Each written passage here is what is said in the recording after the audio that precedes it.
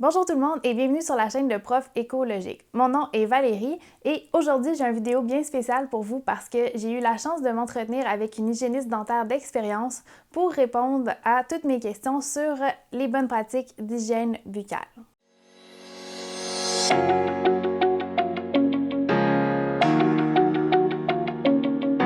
Donc, je ne sais pas si vous êtes comme moi, mais moi, quand je me suis lancée dans le monde du zéro déchet, bien, à part la cuisine, la deuxième place où je me suis vraiment attardée, c'est ma salle de bain. Et j'ai essayé de remplacer des produits d'hygiène buccale par des produits un peu plus zéro déchet. Puis, lors de mon dernier rendez-vous chez le dentiste, j'ai eu une conversation avec l'hygiéniste dentaire qui était là.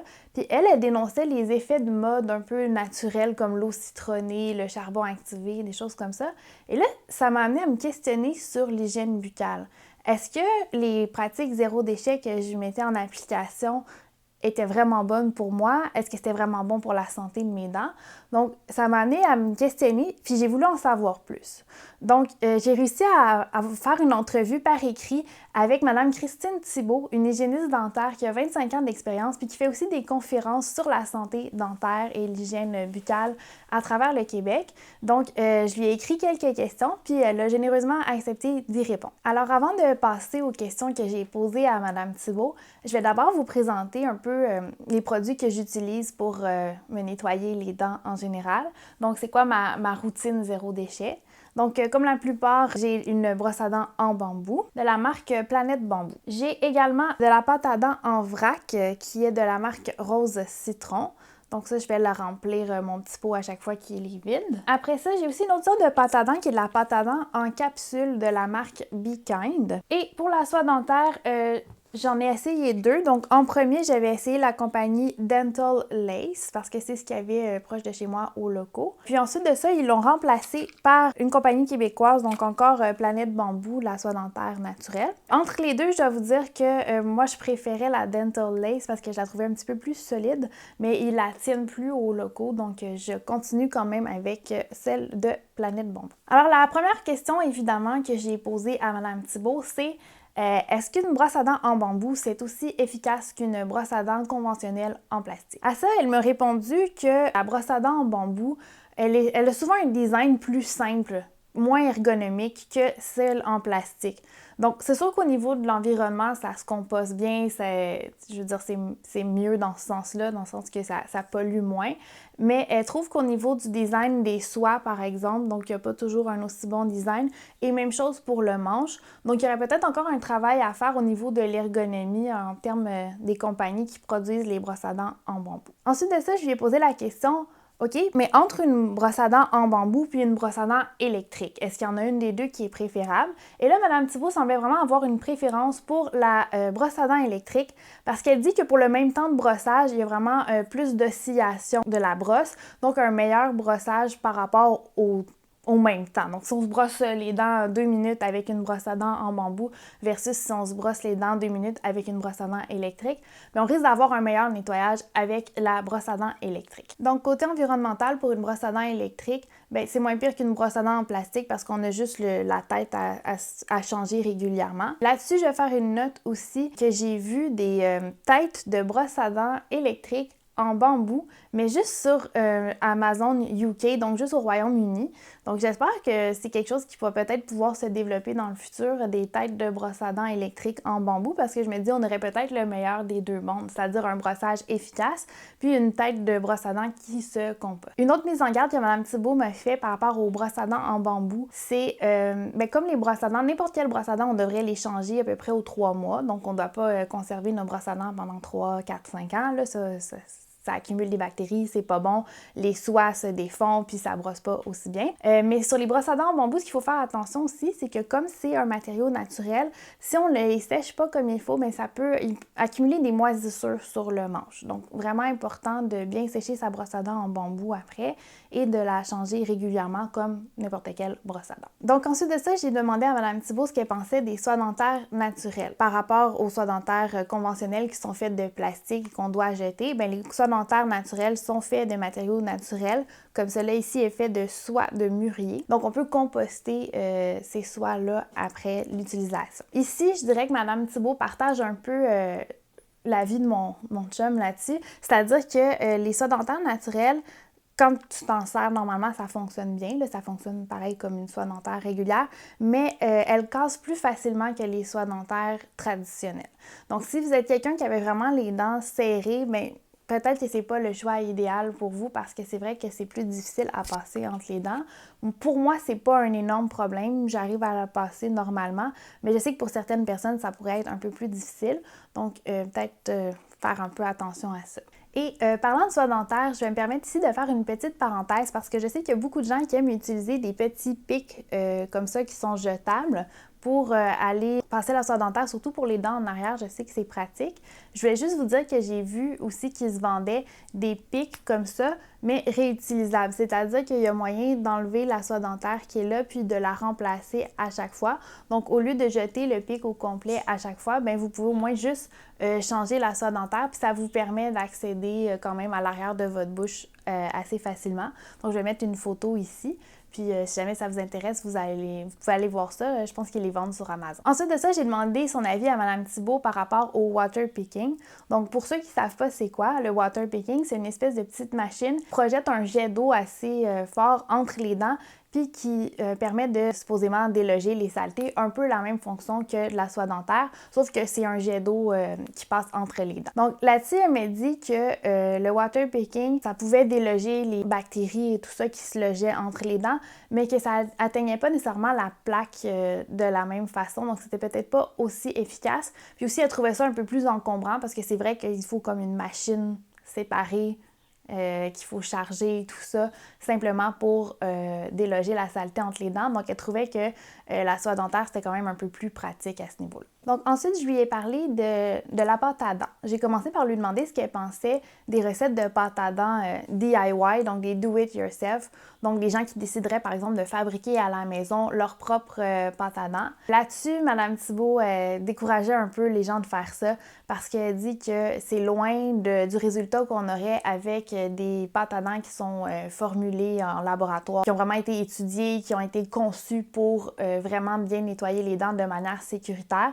Donc, elle dit que les pâtes à dents qu'on fait à la maison n'arrivent pas à la cheville vraiment des pâtes à dents qui sont fabriquées en industrie pour ce qui est de la santé de nos dents. Ensuite, j'ai parlé à Mme Thibault des compagnies qui offrent des pâtes à dents en vrac comme celle-ci. Donc, je lui ai donné dans la question l'exemple de la compagnie Rose Citron. Elle dit que c'est quand même une compagnie qui s'en tire bien parce qu'il y a 25% de xylitol et ça, c'est assez bon pour arriver à combattre les bactéries qui sont à l'intérieur de la bouche. Par contre, elle fait deux mises en garde par rapport au dentifrice en vrac. La première, c'est que souvent, il manque de fluor à l'intérieur, puis ça, c'est l'ingrédient actif pour combattre les caries. Et deuxièmement, le fait qu'il soit en vrac, ça augmente le risque de contamination du produit. Donc, vu qu'il y a plus de manipulation, plus de chances que le produit se fasse contaminer pendant ces manipulations-là jusqu'à temps qu'il arrive chez vous. J'ai posé une question par la suite sur les compagnies qui offrent de la pâte à dents dans les tubes d'aluminium au lieu des tubes de plastique. Elle semblait trouver que c'était quand même prometteur, que c'était une bonne alternative. Elle dit que pour l'instant aussi, le choix est quand même limité dans ces dentifrices-là. Donc, on n'a pas toutes les options des dentifrices traditionnels. Elle dit aussi qu'une bonne façon de limiter la quantité de déchets qu'on produit avec la pâte à dents, bien, c'est d'en appliquer la bonne quantité parce que la plupart des gens ont tendance à trop en mettre sur leur brosse à dents. Ils vont prendre le tube, ils vont en mettre tout le long ici de leur brosse à dents, alors que c'est vraiment pas nécessaire. Elle dit qu'on doit mettre au maximum la grosseur d'un poids de pâte à dents sur notre brosse et que de cette façon-là, un tube peut durer au moins 3 mois. Donc, ça aussi, c'est une bonne façon de réduire la quantité de déchets qu'on produit parce que, évidemment, si on en utilise moins, bien, le produit nous dure plus longtemps. Ensuite de ça, j'ai demandé à Mme Thibault ce qu'elle pensait des pâtes à dents en capsule comme celle-ci. Et elle dit qu'à son avis, ils ont un peu les mêmes limitations que les dentifrices maison. Donc, il n'y a pas de fluor à l'intérieur et que c'est peut-être pas la meilleure option. Moi, de mon côté, mes commentaires personnels par rapport à ça, j'en ai deux. Premièrement, j'aime un peu moins la texture. Je trouve que c'est difficile à répandre dans la bouche. J'aime moins un peu le feeling, comme on dit. Donc, ce que je fais, c'est que je les garde surtout pour quand je voyage. Donc, quand je voyage, j'ai pas envie nécessairement d'apporter ça dans ma trousse. Donc, je prends les petites capsules. Donc, c'est vraiment plus occasionnel. Puis, la deuxième chose que je leur reproche, c'est que ça coûte vraiment cher. En tout cas, celles de la marque Be Kind, ils sont vraiment chers pour la quantité que ça en donne au final. Donc, une autre question que j'ai posée à Mme Thibault, c'était par rapport au rince-bouche. Donc, je voulais savoir, est-ce que faire son rince-bouche soi-même, ça peut aussi être une alternative au rince-bouche ordinaire? Et cette question-là, elle m'a répondu qu'en fait, de nos jours, il y a vraiment très peu de personnes qui ont besoin d'utiliser un rince-bouche parce qu'avec la technologie qu'on a dans les brosses à dents, pâtes à dents, c'est amplement suffisant pour bien nettoyer la bouche puis pas avoir besoin d'un rinçage avec un rince-bouche après.